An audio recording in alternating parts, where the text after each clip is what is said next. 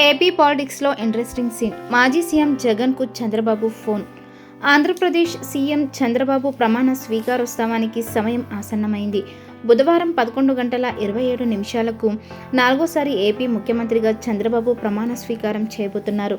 ఈ కార్యక్రమానికి ప్రధాని మోదీ, కేంద్ర మంత్రులు అమిత్ షా, బండి సంజయ్, జనసేన చీఫ్ పవన్ కళ్యాణ్, స్టార్ హీరోలు చిరంజీవి, రజనీకాంత్లు హాజరవుతున్నారు.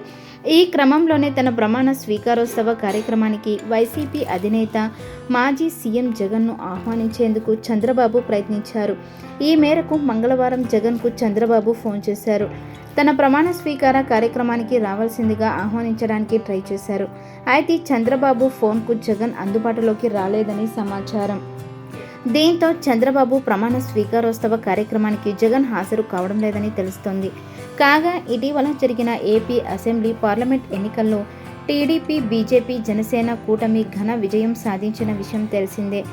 175 అసెంబ్లీ స్థానాలకు గాను ఏకంగా 164 సీట్లలో ఎన్డీఏ కూటమి అభ్యర్థులు విజయం సాధించారు.